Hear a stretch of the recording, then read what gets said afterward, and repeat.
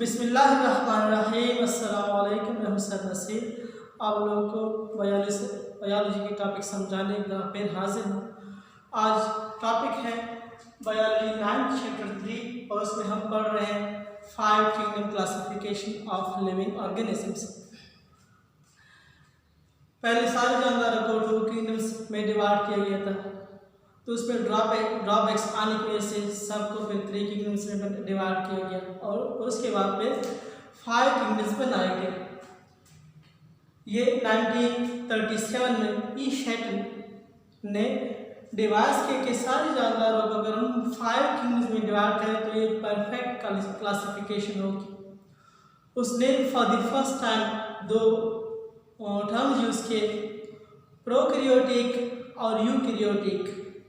Prokaryotic उसने उन जानदारों के लिए टर्म यूज़ की कि जो प्रोकैरियोटिक सेल से बने हुए थे, जिनका जो सेल हुआ था वो सिंपल होता था और बाकी कोई membrane bounded organelle including nucleus भी मौजूद नहीं होता था।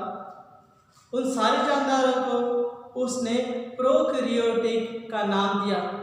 ऐसे जानदार जो यूनिसेलुलर हैं और वो सिंपलेस सेल से बने हुए होते हैं, उनके अंदर कोई भी ऑर्गेनेल मेम्ब्रेन बाउंडेड मौजूद नहीं होता था, इवन क्लियर रेगुलर न्यूक्लियस भी मौजूद नहीं होता था। वो सारे प्रोकैरियोटिक उसने कंसीडर किए, जबकि रिमेनिंग जो ऑर्गेनिजम्स थे जिनके सेल्स के अंदर जितने भी ऑर्गेनल्स मौजूद होते थे वो मेम्ब्रेन बाउंडेड होते थे, उनका क्लियर मेम्ब्रेन बाउंडेड न्यूक्लियस भी होता था, उन सबको उसने यूकैरियोटिक डिस्क्राइब किया। इस तरीके से उसने 5 किंगडम्स बनाए। वो ये थे kingdom Monera, kingdom protista, kingdom fungi, kingdom Plantae और किंगडम एनिमेली। इस तरीके से he described all the living organisms into 5 kingdoms। अब इन किंगडम्स में कौन से ऑर्गेनिज्म शामिल किए गए? किंगडम मोनेरा के जो मेंबर्स हैं दे आर कॉल्ड मोनेरन्स, और इस किंगडम में सिर्फ प्रोकैरियोटिक ऑर्गेनिजम्स मौजूद हैं, यानी सिर्फ वो organism which do not have prominent membrane bound nucleus and other membrane bound organelles। इसमें प्रोकैरियोट शामिल थे और वो कौन से थे? दे वर बैक्टीरिया एंड साइनोबैक्टीरिया। जो 2 किस्म के ऑर्गेनिजम्स थे, बैक्टीरिया और साइनोबैक्टीरिया, वो किंगडम मोनेरा में मौजूद थे। जो दूसरा किंगडम था किंगडम प्रोटिस्टा, इसमें यूकैरियोटिक सिंपल यूनिसेलुलर ऑर्गेनिजम्स मौजूद थे। इसमें यूकैरियोटिक थे, यानी जिनका क्लियर न्यूक्लियस मौजूद होता था सेल के अंदर, बाकी ऑर्गेनिजम्स के ऊपर भी डबल मेम्ब्रेन हुआ करती थी, अभी होती है। और यूनिसेलुलर मोस्टली इसमें अमीबा, क्लेमिडोमोनास, यूग्लिना वगैरह इस किस्म के ऑर्गेनिज्म इसमें शामिल किए गए। ये थर्ड किंगडम था किंगडम फंजाई। इसमें कुछ यूनिसेलुलर लेकिन majority of them are multicellular organism शामिल हैं। अक्सर मल्टीसेलुलर है, मशरूम बहुत सारे किस्म के आप लोगों ने देखे हुए होंगे, ये मल्टीसेलुलर होते हैं और ये यूकैरियोट्स हैं। इनका सेल वॉल बाकी प्लांट से डिफरेंट होता है। फंजाई का जो सेल वॉल होता है, fungal cell wall is composed of chitin which is different chemical than cellulose which is present in the cell wall of other plants.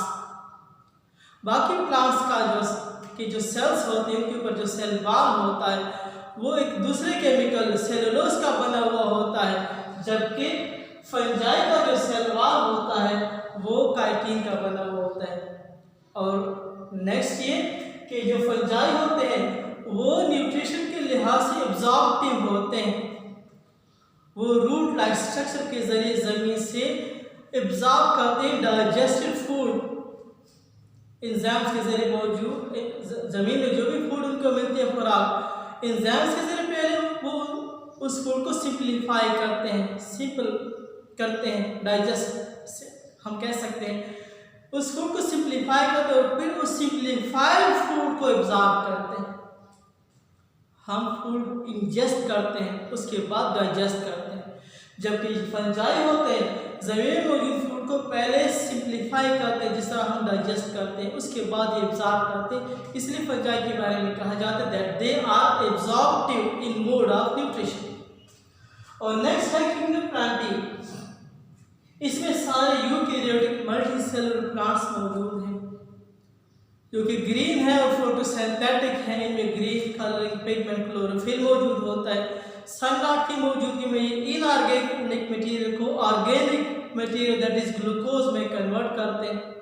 Water और carbon dioxide inorganic है, इनको ये प्लांट्स कन्वर्ट करते हैं glucose में, जो कि ऑर्गेनिक है, फूड है अपने लिए और बाकी लिविंग ऑर्गेनिज्म के लिए फूड प्रिपेयर कर सकते हैं, जिसमें छोटे बड़े सारे प्लांट्स इसमें शामिल हैं।